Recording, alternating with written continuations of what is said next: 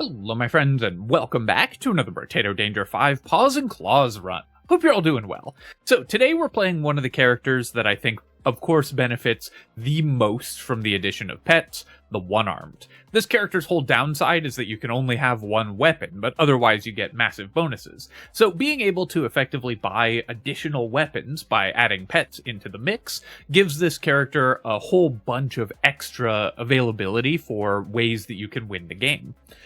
Because this is the Paws and Claws update, we're gonna, of course, play with the Claw.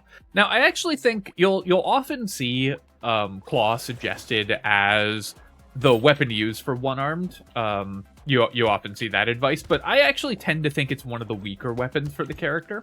While it scales with attack speed, which makes it seem very natural on a character that gets a huge amount of bonus attack speed, so you get a bunch of damage. You do lose some of the damage scaling, because you only get 50% melee damage scaling on the weapon. And it's a very short-ranged weapon, so it's not great at dealing AoE damage or defending you.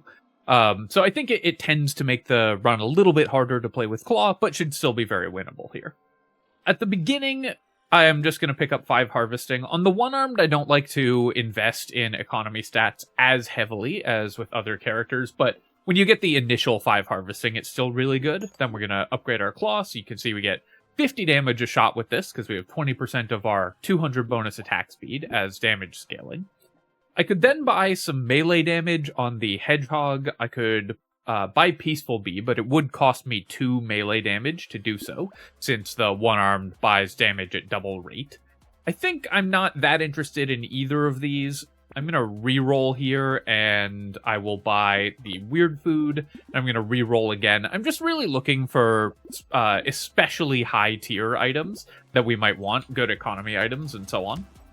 Of course, with the One-Armed, you only have to buy one weapon, so there's a lot of items that you can buy that are very powerful. In the early game, you can get good economy stats, so picking up some luck there. I'm also buying Sharp Bullet because we intend to use pets, so even though we don't have a ranged weapon now, we will presumably have some projectile damage that we will want to have piercing shots on. So here, I'm just going to take 5% damage. We could roll for another stat, but this gives us 10% damage right away, which is very powerful. And it's better overall just to spend our money in the early game. And then that left us with exactly enough money to buy both of those weapons, so we can get effectively 2 more rerolls as well. Or 1 more reroll, because if we'd rolled for stats, we wouldn't have been able to buy all of those items, so we'd have had 1 fewer weapon or item show up in the shop. Because we're using Claw, we're definitely going to want to invest in defensive stats relatively soon. It's going to be fairly hard for us not to take damage using this weapon, because it's a very short-ranged weapon. So we will usually be taking hits. We're going to re-roll here, and I will take 6 move speed, just taking the level 2 upgrade is good. And then I'm going to roll again, and I'll take 8 harvesting. Again, even though I prefer not to invest too heavily into economy on this character, when you get early harvesting like that, it's really good. I'm going to ban Terrified Onion. It's a pretty weak item. Although, actually, I'm going to save my bans for level 2. I think that's just going to be more powerful on this character, because we really want to get those pets early. Here, I will sacrifice 2 melee damage for the Fertilizer. Our weapon scales mostly with attack speed, so losing some melee damage isn't that big a deal, since it's only 50% scaling. That gets us to 21 harvesting, so this is a more economy-focused version of the One-Arm than you're usually going to see. But that's okay. We can build up to stronger economy, and then, even if we end up a little bit behind in clear speed, the existence of the pets will help offset that, because we won't need as much damage or defenses early on, since we'll be able to use the pets to make up for only having 1 weapon. Assuming we can actually find some, which obviously is not guaranteed. I will kill the Curse Aliens. Getting Curse is very powerful as well on the One-Armed. When you only have 1 weapon, if we could upgrade it to a cursed weapon, that's a huge multiplier on our power level. And then here, we'll take 16% damage, and then 4 regeneration is a really nice find. We're very happy with that. Take the black belt, and we'll buy these other two as well, and do a reroll. A level 2 claw is really nice also, because we can upgrade to level 3. Oh yeah, another reason why I'm not like a massive fan of claw on this character is that unarmed and precise are really good weapon tags, weapon categories. A big chunk of this weapon's power budget is just based on having really good weapon categories. And as the one-armed, of course, you can't take advantage of those, so you lose out on a little bit of the value that you usually get from this weapon. I'm gonna ban the medical turret here. It's fine healing, but I would rather roll for pets and economy items, and I do want to ban level 2 items to make the pets show up more frequently. I'll take another fertilizer, though. It's early enough in the game we can definitely get away with a little bit of extra fertilizer greed there. And that is one advantage that we have. Normally, you can't really buy fertilizer on the one-armed with most weapons, because losing 2 melee damage is such a huge penalty. But with the claw, we don't care as much about our melee damage, since it's only scaling at half rate. We want to pick up a lot of percent damage to go with the attack speed scaling on our claws. I could take the incendiary turret. This is a good way to clear large groups of enemies, so I think I will take it, and then we'll pick up 2 armor here. We'll buy those. I'll buy the ugly tooth as well. It can help with elites, which can be pretty useful later on, and then we'll lock another head injury. We really want to boost our percent damage as much as possible. One other thing that banning level 2 items is going to get us as well on the one-armed is we're more likely to find Cyberball, Baby Elephant, and Alien Eyes. Baby Elephant, Cyberball, and Alien Eyes are all very strong items for this character because you buy percent damage at double the normal rate, so they'll typically do really good damage. And you're just looking for ways to kill things that don't involve hitting them with your weapon, since you only have one weapon, so it's not very good at actually killing stuff. So anything that can provide additional damage is always at a premium for this character. I'll take 6 max HP. Our max HP is quite low, and then let's reroll here. Lifesteal is typically very bad on the one-armed. You have triple attack speed, so you might think you want to use lifesteal, but attacking 3 times as fast with only one weapon is still attacking half as frequently as if you had no attack speed on a normal 6-weapon build. And then, of course, those builds can buy attack speed and outpace you in number of attacks even further. So it's counterintuitive, but lifesteal is typically pretty bad on this character. I will just take a little more attack speed. It scales the damage of our claws and just helps us do a little more damage overall. By the head injury, I'm going to ban Eye Patch. We already have a piercing shot, so I don't need additional piercing. We'll buy Coupon and Corrupted Shard. Do I want the Little Frog? I think I'm just going to ban the Little Frog. And we'll buy the Alien Tongue. Pickup radius is going to be very good. That's going to help us heal. And by banning the Little Frog, we were able to get a free reroll after buying it as well. Wheelbarrow and Celery Tea. My damage per shot is very high, so I think we can get away with buying the Celery Tea here. Wheelbarrow, I really don't want to lose armor, so I think I'm going to ban the Wheelbarrow. This is just too many economy items. And then we'll ban Energy Bracelet as well. And we'll buy Leather Vest. And you'll notice, of course, that we're doing some pretty different stuff than we would usually do. I have Consumable Heal, so I'll buy Alien Worm as well. We're shopping a little bit differently than we normally would. That's because this character plays out quite differently and just requires a different approach to the shops. You need to get ahead in terms of your damage output on the one-armed, and can't afford to buy things like late wheelbarrows, because if you can't kill enemies in 1 or 2 attacks, they will always damage you, since you only have the one weapon. So you just need to stay way ahead of the damage curve so that you're one-shotting everything that you attack. The baby elephant there is a really nice find as well, that we got in the last shop. That will help us with some of this clear speed. You can see here, again, it's easy to take hits on this character when you're relying on your short-ranged melee weapon to keep enemies from hitting you. I am going to take 6 melee damage. We currently have only 4, which is not that much, and increasing that will help a lot. Even with 50% scaling, buying 12 melee damage there is still a lot of damage scaling and works with our percent damage as well. Then we'll buy all of these things. We'll take a reroll. I don't really want the lifesteal from decomposing flesh, so we'll ban that. I guess lifesteal is a little more valuable now that the pets exist. Pumpkin, I'm going to leave it in the pool, but I'm not going to buy it. Currently, we don't have any use for the additional piercing damage, so I'm not going to worry about the pumpkin yet. But maybe once we have some additional piercing shots, or some projectiles that take advantage of the piercing shots, we'll want the pumpkin.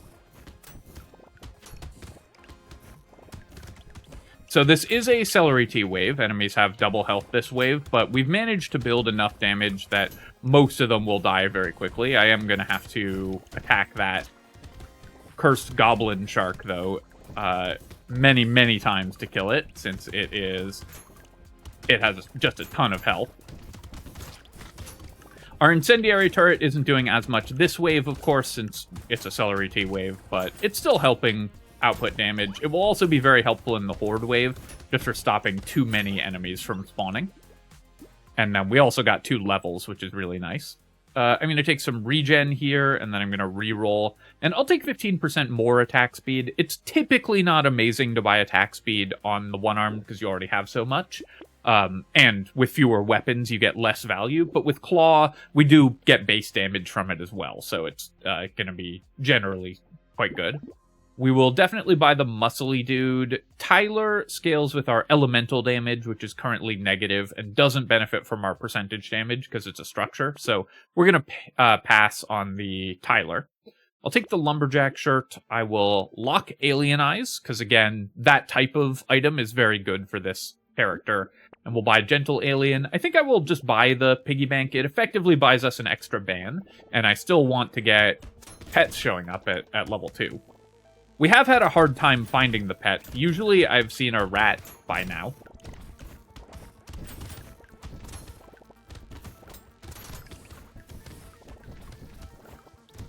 But once we do get a few, they will help a lot with our damage output.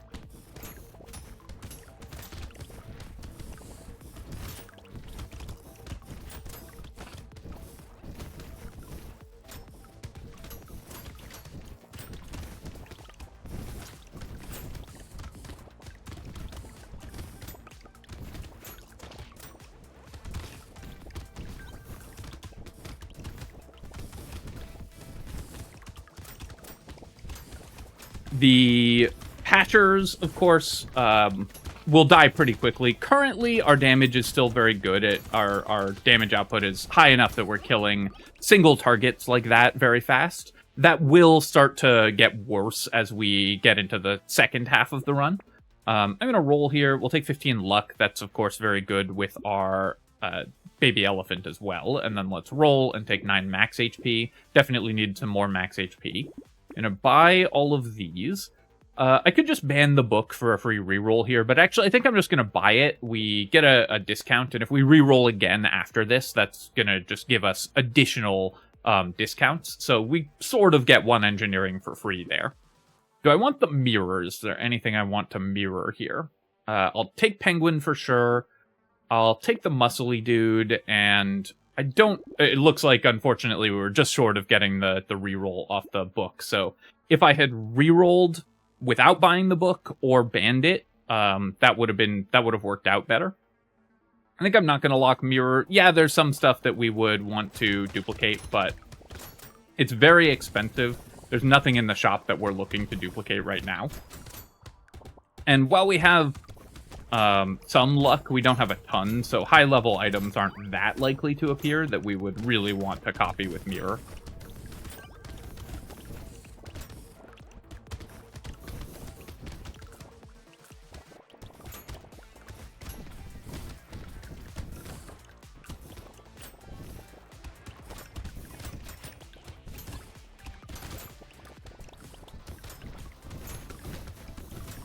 You can see this wave, the incendiary turret is putting out a lot of damage, which is actually very helpful. We're getting a lot of extra clear speed from that, and that's stopping me from taking some hits that we would be taking otherwise if we had to rely solely on our claw to clear everything. So incendiary turret working out very well here.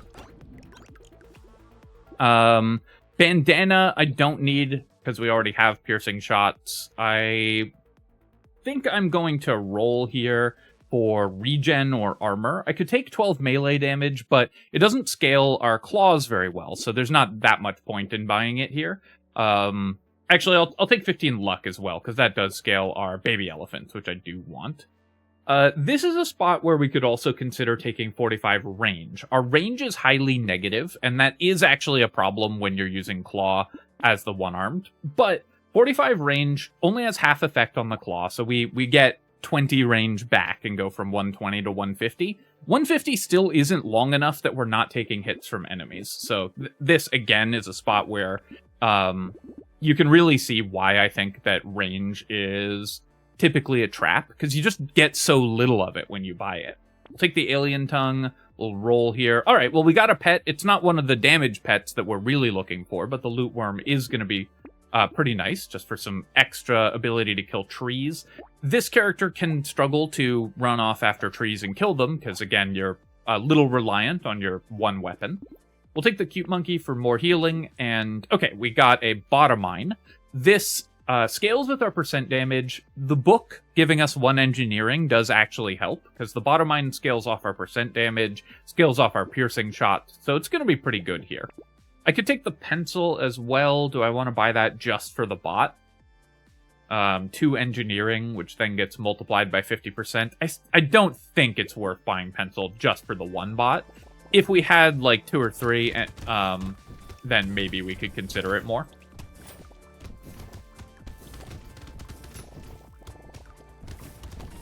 But starting to collect additional weapons effectively is going to help a lot with our ability to survive and kill enemies here.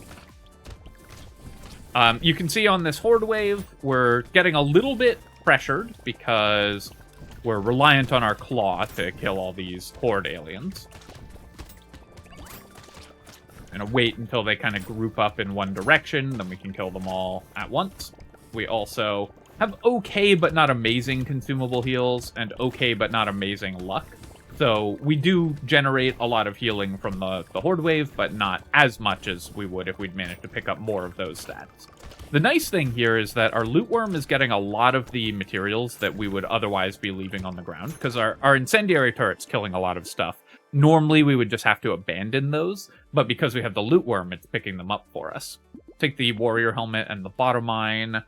I do want more move speed, so I'll take the fin, even though it costs me luck, which I really do want to build up more of. Now that I have some range shots, the pumpkin is going to be pretty good, but rip and tear is exactly what we're looking for. This is another way to kill enemies. It scales off our melee damage and our percent damage, and it doesn't involve having to kill them with our weapon specifically. I'll also take the missile. It does hurt to lose attack speed, but 20% damage for -4 attack speed is still pretty good.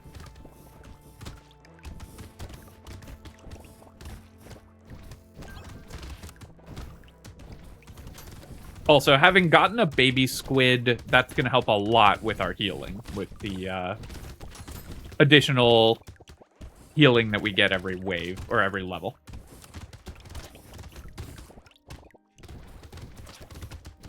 Took a few extra hits there, but we can clear that loot alien. We'll kill the blobfish, and then clear the curse alien. We haven't found a single cursed item yet, have we? I would love some explosion size as well. That would be an enormous boon, given that we have Rip and Tear, and also the Bottomine, which benefits from it as well. But Rip and Tear mostly scales with explosion size, because what you want is for the Rip and Tear explosions to set off more Rip and Tear explosions, and for that it needs to actually hit additional enemies. Take a Corrupted Shard and a Weird Food. Fried rice. We have the incendiary turret, so I'll take that as well, and then we'll pick up 4 regen and 12 more melee damage. We will buy these. We have nothing that scales with elemental damage currently, and I don't want to lose melee damage. This also bans a level 2 item and gets me a free reroll, so it's really nice there. Take the Gentle Alien. Similarly, Reinforced Steel. We don't have much that scales with that, so let's ban that. The Turret, I don't really need, but I'll take Corrupted Shard. I will take a Pumpkin to go with our Piercing Shots, and I'll roll again. Alien Magic and Weird Food are both worth buying as well. It can be somewhat difficult to get to a level 4 weapon on this character as well, and you can see that that's happening here. Because we need to roll a level 3 or level 4 version of the weapon to be able to upgrade to maximum.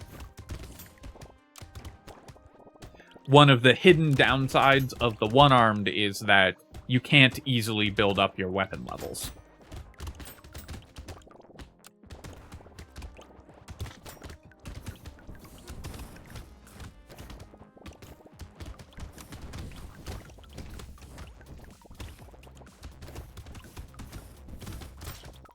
The goblin sharks charging past us definitely hurts our clear speed a little bit because we don't one-shot them when they're cursed.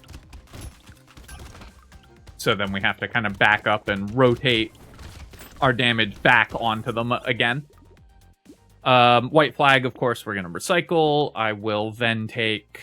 I think I'm going to take 24% damage here. My kill speed on enemies is starting to get a little lower than I'd like, so I do want to fix that. Still worth buying coffee. I'll buy the scarf as well, and sad tomato. Small fish, I usually am not that excited by on the one-arm, so we're going to pass on that. Still haven't seen any additional pets other than this one bottom mine. We'll have to roll for those before we get to the elite waves, because I would love to have one pet. Doesn't really matter what it is, but one that scales with damage to help us kill the elites. If we could get the bonk dog or even just a rat, then that'll make it much safer to kill the elite, because this character will usually take damage when you're fighting the elite. Since your weapon can only attack in one direction at once, enemies will sneak up behind you while you're DPSing the elite. And so we'll need to back off to heal up pretty frequently. Having the pet means that we'll be able to keep damage on the elite, because the pet will be attacking it even when we're running away. So it just makes the character play out a lot smoother.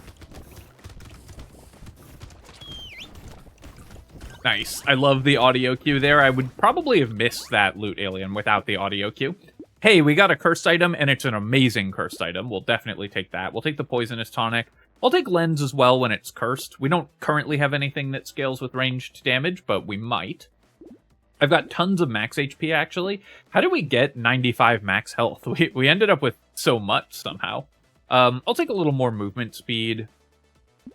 Okay, so I'm going to pass on buying the scarf going into the elite wave. I think I will buy Triangle of Power. This is 40% damage. Obviously, we lose damage at double rate from the Triangle of Power as well, so each hit that we take is costing us 4%. But 40% initial damage when we're fighting the elite is going to be so much extra damage and will help us kill it much, much faster. This is the kind of nightmare scenario for an elite. Fortunately, our damage is really high because we have Triangle of Power and everything boosting it. But that is the worst elite that we could have gotten because we need to park right next to it with our claw, and while the claw is hitting it, it's not stopping enemies from chasing us down. Luckily, we're ahead enough in this run that it didn't matter, but if we weren't as ahead as we are, if we hadn't found as much damage and as many powerful items as we have, that could have been a very difficult elite for us to fight. That also, by the way, is one of the reasons that I think Triangle of Power is a pretty strong item. Yeah, we took a couple hits during that elite fight, but it was still giving us like plus 30% damage for the one item by the time the elite actually died. So it sped up our kill on the elite dramatically. Kraken's Eye is actually amazing. This is one of the best possible items that we could have gotten. It gives us 10 curse, of course, which is great, but more importantly, when we take hits, which we often will on this character, it's going to clear the enemies that just hit us. So it's going to be great for protecting ourselves. A Cursed Peaceful Bee. It does cost me 2 melee damage, but Curse is so good, I think it's worth taking. I'm going to pass on the Broken Mouth, and I'm going to reroll this. Plastic Explosive, this is exactly what we're looking for with our Rip and Tear and our Kraken's Eye.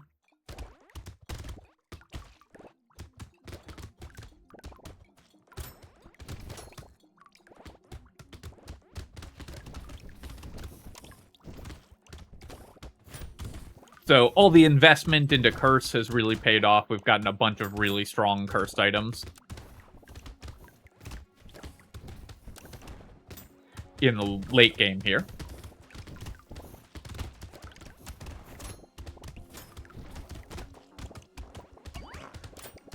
Also, you'll notice that I'm not prioritizing buying Crit Chance. On this character, we have very little incentive to buy Crit Chance right now. Claw does scale at more than 100%. It has more than 100% crit damage. But we buy damage at double rate, so it's almost always better to just buy flat damage or percent damage than it is to buy Crit Chance, which we don't buy at double rate. We'll take the Goldfish here. That could potentially give us a better weapon next wave. I'm really hoping that we roll into a level 3 or 4 Claw because of the Goldfish. And I think I can start building Dodge before the end of the wave. All right, well, so... Oh, no, we haven't re-rolled yet. So our Goldfish still has time to do stuff. Do I want the Dynamite? It works with the Bottom Mine. It works with the 1 Rip and Tear that we have. I think it's too expensive for just those 2 items, though.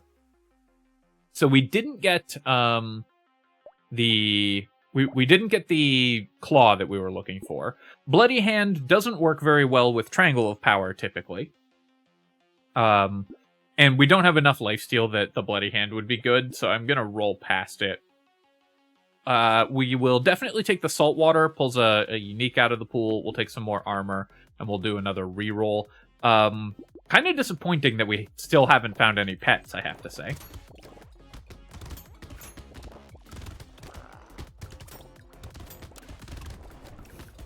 This, instead of being the Paws and Claws video, this is the 1 paw and 1 claw video.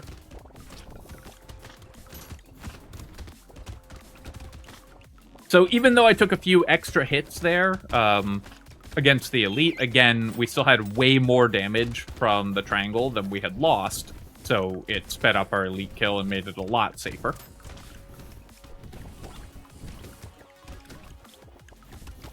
This 1 Rip and Tear and our Kraken's Eye are doing really well for us. You can see how much additional damage we're getting from those and how much extra clear speed we're getting because we have those items.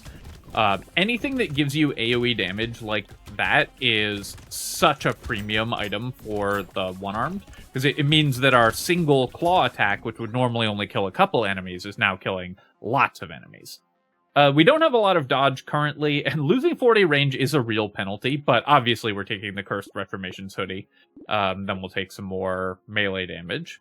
Here, I think I'm going to reroll this. Still looking for more pets, so I'll take a bait. And we'll roll again. Okay, Blazemander. This is the type of pet that we're looking for. We currently have negative elemental damage, but the Blazemander still does good damage, and it only takes 1 elemental damage item to completely fix your damage output when you're playing the one-armed. So we'll buy some elemental damage item. For that reason, I'm actually going to pass on the Pocket Factory, because I really do want to find more pets. Normally I'd buy Pocket Factory just for fun, but, you know, we're looking for something specific this run. So if I get just 1 decent elemental damage item, it doesn't even matter what it is, really. The Blazemander will be an enormous help killing the bosses faster. I do have to be a little careful. The candy bag could, of course, result in an extra elite spawn on the boss wave. 24 random stats is still worth 100 and some that we spent on the candy bag, though, even though we're only having it for 3 waves. The fact that it triggers at the beginning of the wave rather than the end, like most of the stat over time items, is another really big point in favor of candy bag, because you get value immediately when you buy it. So unlike a lot of other items, which you have to wait for the value until later waves, this one gives you that value right away. We'll take the dodge here. Okay, we got a level 4 claw. Snowball, unfortunately, doesn't count as an elemental damage item, but I'll take a Cursed Blood Leech. I'll take a Spicy Sauce. We'll lock the Clover, and we'll roll one more time, and then go to wave 19. Also, I guess we're getting some elemental damage from the candy bag as well, so that's helping our Blazemander out. Plus, we've bought a lot of move speed, so the Blazemander is really fast. So it's doing 3 damage a tick on its burn damage. How's the math on that work out, the Blazemander?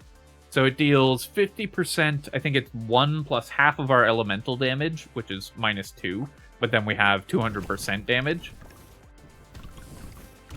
So it's 1 plus half our elemental damage, which is making it -2, but then it gets set to a minimum of 1, and then multiplied by 3, because we have plus 200% elemental damage. So that's how we're getting 3 damage a tick.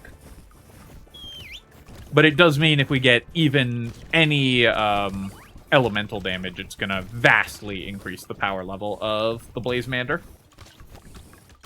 Even tiny amounts, since they're all being multiplied, and we buy damage at double rate.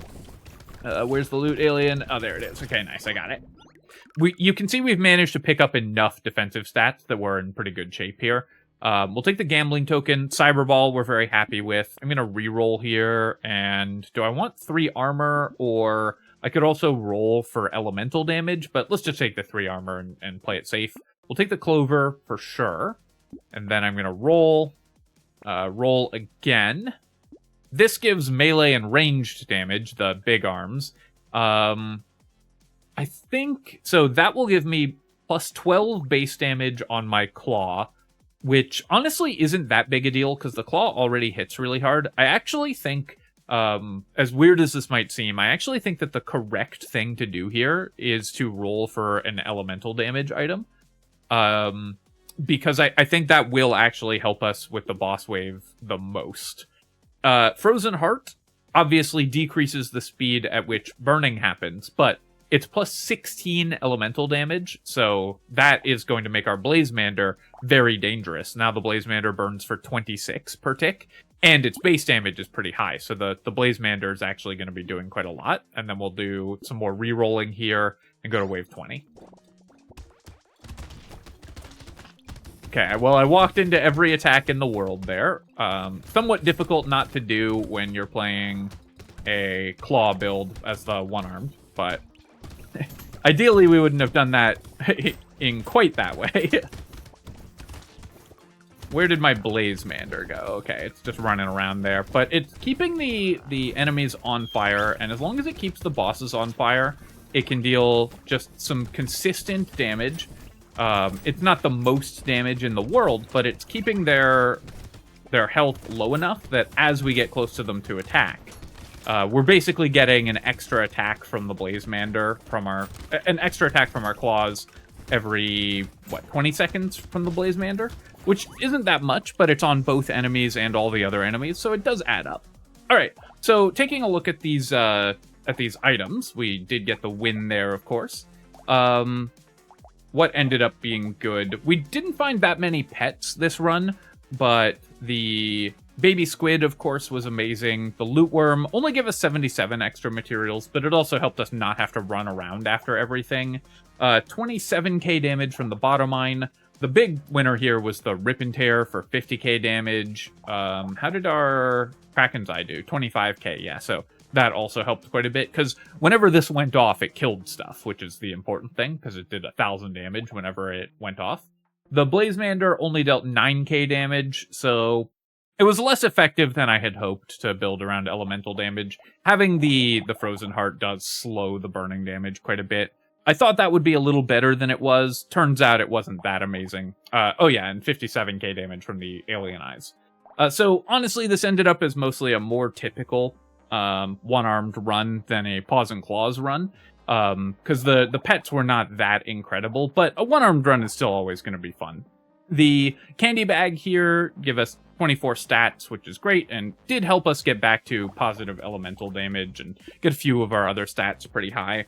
Picked up a little bit of armor from that as well. Alright, my friends, I hope that you've enjoyed this run, and of course, if you have, feel free to leave a comment and hit like. Helps me out with the algorithm, so I appreciate you taking the time to do that. And of course, you can subscribe to my channel for more Brotato and other strategy game analysis. Cheers, folks. I'll catch you next time.